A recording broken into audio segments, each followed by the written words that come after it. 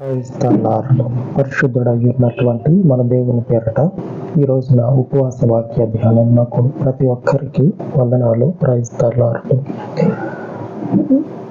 దేవుని ప్రజలకి దేవుడు కొన్ని విషయాలను చెప్తాడు. దేవుడు చెప్పి ఇలాగ ఉండమని అంటాడు.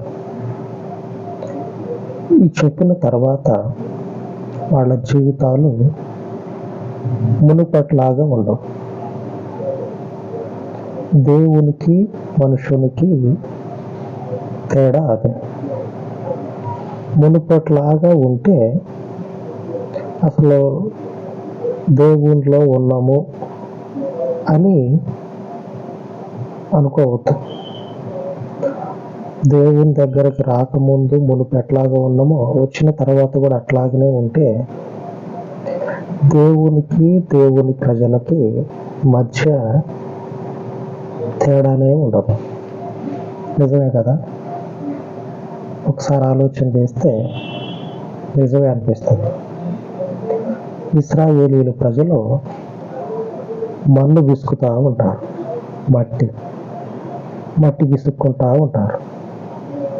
వాళ్ళ బుద్ధి ఎట్లాంటిదంటే దేవుని దగ్గరికి పోయినా సరే తినటం, తాగటం, ఆడుకోవటం. ఆలోచించండి. దేవుని దగ్గరికి పోతే లేదా దేవుని మనుషులమైతే దేవుని సమక్షంలో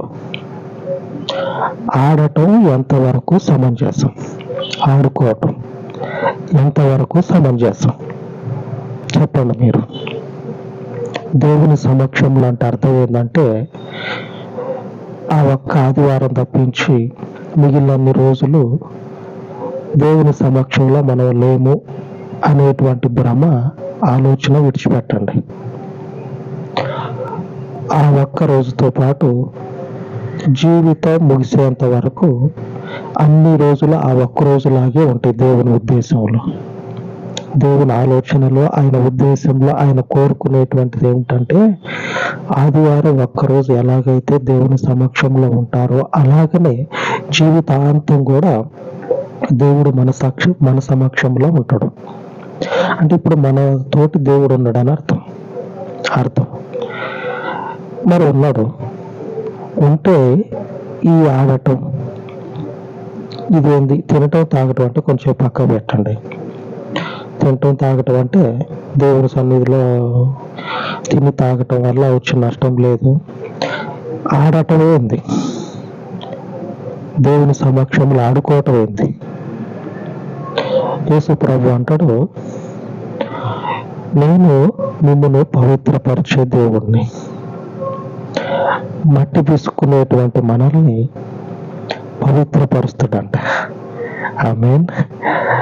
ఈరోజు వాక్య ధ్యానించుకునే ముందుగా మీకున్న ప్రార్థన అవసరతలు పంపిస్తే వాట్సాప్ లేదా ఇక్కడ కామెంట్లో పెడితే యూట్యూబ్లో, ఇన్స్టాగ్రాము, ట్విట్టర్, ఫేస్బుక్ కామెంట్లో పెడితే మీ గురించి ప్రార్థన చేయటం జరుగుతుంది. అలాగనే మీరు దీవించబడితే దేవుని సన్నిధికి మీ కానుకలు పంపించవచ్చు.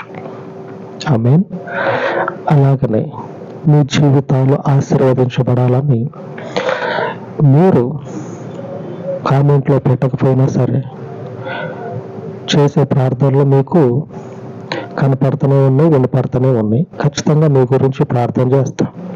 అందులో సబ్స్క్రైబ్ చేసుకొని ఉన్నటువంటి వాళ్ళని ఏ కోసాన విడిచిపెట్టేది లేదు. ఆమేన్. వాళ్ళ గురించి ఖచ్చితంగా ప్రార్థన చేస్తాం. ఎందుకంటే నా వెంబడి కాదు కానీ దేవుని వెంబడి వస్తూ ఉన్నారు. ఆమేన్. సబ్స్క్రైబ్ చేసుకున్నారంటే ఈ వాక్యాలు, ఈ పరిచర్య దేవుని వెంబడి వస్తూ ఉన్నారు. దేవుడు నాకు అప్పచెప్పిండు, నువ్వు పని చేయని చేస్తున్నా, నా బాధ్యత అది. కాబట్టి సబ్స్క్రైబ్ చేసుకున్నటువంటి వాళ్ళకి ఖచ్చితంగా ప్రార్థన అనేది చేయటం జరుగుతుంది. వాళ్ళు ఖచ్చితంగా దీవించబడతారు. ఆమేన్. ఈరోజు వాక్యంలోనికి వెళ్దాం. లేవియా కాండము 22వ అధ్యాయము 33వ వచనం. నేను మిమ్మును పరిశుద్ధపరచు యెహోవాను, నేను మీకు దేవుడనై ఉండునట్లు ఐగుప్తు దేశంలో నుండి మిమ్మును రప్పించిన యెహోవానని చెప్పుము. నాకు చెప్తా ఉన్నాడు, చెప్పు నువ్వు. ఈ సబ్స్క్రైబ్ చేసుకున్నటువంటి వాళ్ళతో పాటుగా చేసుకున్నటువంటి వాళ్ళకు కూడా చెప్పు. ఈ లేఖనం చెప్పింది మోషేతోటి. ఈరోజు దేవుడు నాకు చెప్తా ఉన్నాడు మీకు చెప్పమని.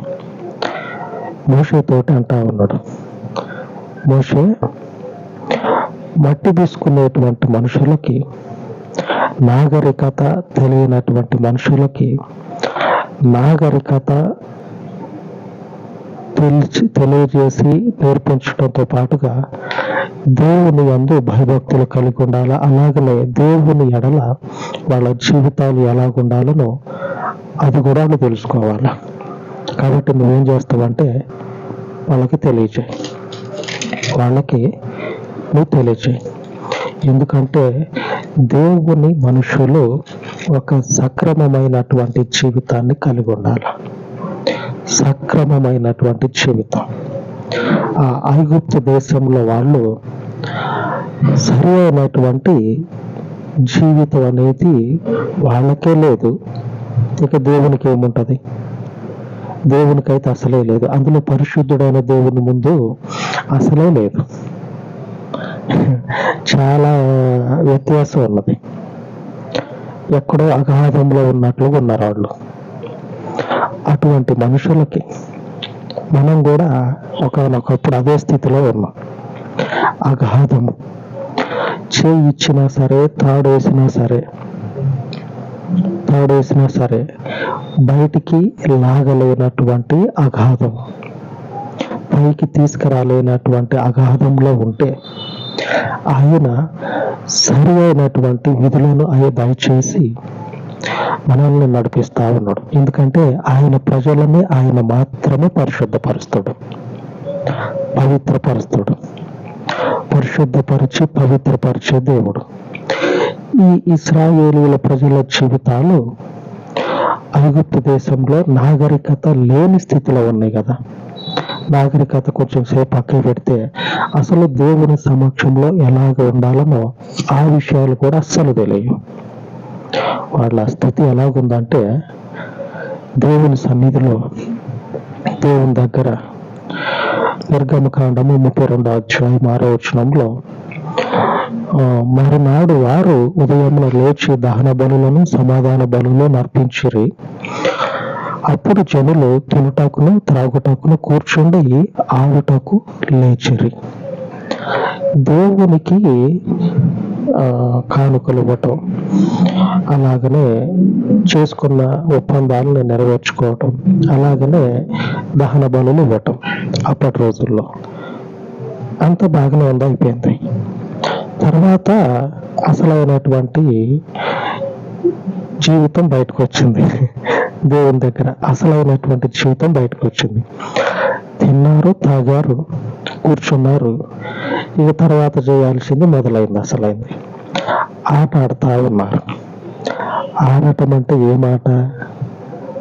దేవుని ముందు ఆడకూడనటువంటి ఆటలు. ఆ స్థితిని కలుగున్నారు. అందుకే మొదట చెప్పింది, దేవుని సన్నిధికి వచ్చినప్పుడు మునుపు ఉన్న ప్రవర్తన కలిగి ఉంటే మనం దేవుని సన్నిధిలో ఉన్నాము అనేటువంటి భ్రమని, అనేటువంటి ఆలోచనను విడిచిపెట్టాలి. దేవుని సన్నిధిలో లేము. మునుపు ఉన్నటువంటి ప్రవర్తన దేవుని సన్నిధిలో ఉన్నది. ఉంటే మునుపుట్లాగానే ఉన్నాం, కానీ దేవుని సన్నిధిలో ఎలాగున్నాం, దేవుని ముందు ఎలాగుంటాం, దేవుని ముందు ఉండేటువంటి పద్ధతి అదేనా? మీరు ఆలోచన చేయండి. కొంచెం సేపు ఆ ఫోను, లేకపోతే సమస్యలు ఏమన్నాయో చేతులు, అంటే మనకు ఉన్నటువంటి సమస్యలు ఏమన్నాయో, మన కళ్ళ ముందు ఏం కనపడతా ఉన్నాయి అరచేతులు, అవన్నీ పక్కకు పెట్టి మన జీవితాన్ని ఒకసారి పరిశీలనగా చూసుకుంటే అప్పుడు తెలిసిపోతుంది. అవును, దేవుని ముందు మునుపట్లాగా ఉన్నట్టు ఇప్పుడు కూడా ఉంటే అసలు దేవుని దగ్గరకు వచ్చినాము అనేటువంటి ఆలోచన అనేది మర్చిపోతాం. దేవుని సన్నిధిలో ఈ దేవుని ముందు దేవుని దగ్గర మునుపటి ప్రవర్తన కూడదు అనేటువంటి ఆలోచన వస్తుంది. నిజమే కదా? దేవుడు అంటా ఉన్నాడు, నువ్వు చెప్పు మోషే, నువ్వేం చెప్తావు అంటే, మునుపటి ప్రవర్తన మీ జీవితాలకి క్షేమకరం కాదు, హాని కలుగజేస్తుంది. పరిశుద్ధుడైన దేవుని ముందు హాని కలుగజేస్తుంది. సమస్యలు ఉన్నాయి అంటే మునుపటి ప్రవర్తన ఉన్నదేమో, అందుకే సమస్యలు ఉన్నాయేమో. పరిశుద్ధుడైన దేవుని ముందు అప్పటి జీవితము కూడదు కదా, అప్పటి జీవితం వద్దు కదా. ఆయన పవిత్రపరుస్తాడు, పవిత్రపరిచి పరిశుద్ధపరిచి పరిశుద్ధులైనటువంటి వారిని తన సన్నిధికి, తన దగ్గరికి రాణిస్తాడు. అటువంటి దేవుని సమక్షంలో ఉండి, పవిత్రపరిచే దేవుని సమక్షంలో ఉండి ఇంకా అలాగనే నడుచుకుంటే సమస్యలు అనేవి ఉంటాయి. చూస్తే ఎప్పుడు అరచేతిలో గీతల్లాగా సమస్యలు కనపడుతూనే ఉంటాయి సమస్యలు. ఆ సమస్యలు పోవాలంటే ఏం చేయాలంటే, ఆ మునుపటి అపవిత్రమైనటువంటి ఆట ఆడేటువంటి స్థితి ఉంది కదా, ఆ స్థితిని విడిచిపెట్టి ఒక పవిత్రమైనటువంటి దేవుని మార్గం ఇది, ఈ మార్గంలోనికి మనము పవిత్రంగా నడుచుకోవాలి.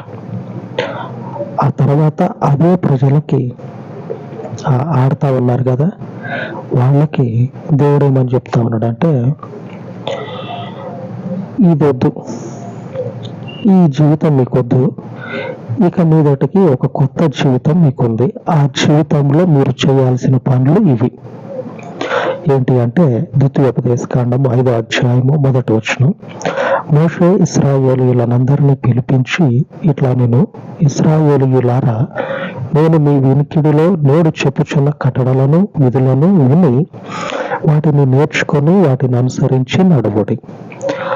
మునుపటి ప్రవర్తనలో ఇవి లేవు, అందుకే వాళ్ళు ఇష్టం వచ్చినట్లుగా బ్రతికారు. ఆ ప్రవర్తన విడిచిపెట్టిన మనము దేవుని సన్నిధిలో ఉన్నాం. విడిచిపెట్టినట్లయితే దేవుని సన్నిధిలో ఉన్నాం. ఇప్పుడు ఉన్నాం కదా, ఉన్న తర్వాత వీటిని మీరు ఏం చేయాలంటే నేర్చుకొని వాటిని అనుసరించి నడవాలి. 10 ఆజ్ఞలు. ఆ తర్వాత 10 ఆజ్ఞల గురించి మోషేకి దేవుడు చెప్పి, ఇలాగా పవిత్రపరిచేటువంటి ప్రజలని నేను ఉండమని చెప్తా ఉన్నా. నేను ఎవరినైతే పవిత్రపరచాలనుకున్నానో వాళ్ళకి ఇలాగే ఉండమని చెప్తా ఉన్నా. ఈ 10 ఆజ్ఞల ప్రకారంగా వాళ్ళు జీవించినట్లయితే దేవుని సన్నిధిలో మునుపటి ప్రవర్తన ఉండక వారు దేవుని చేత పవిత్రపరచబడిన వారుగా ఉంటారు. ఇక ఏ సమస్య కూడా అరచేతిలో కనపడదు, గీతలు తప్పించి. ఆమేన్. Praise the lord. ఈ పరిశుద్ధ పరిచే దేవుని సన్నిధిలో భయభక్తులతోటి ఆయన ఇచ్చినటువంటి కట్టడలని మనపూర్వకముగా గైకొనే వారిగా ఉండి, ఇప్పుడు ఇహమందు ప్రస్తుత భౌతిక కాలంలో దేవుని ప్రజలుగా ఉంటూనే క్షేమము కలిగి వర్ధిల్లుతాం. ఆమేన్. దేవుడు తన వాక్యము దీవించునుగాక. ప్రార్థించుకుందాం. మీకున్న సమస్యల గురించి దేవుడు వాటిని తీర్చులాగున ప్రార్థించుకుందాం.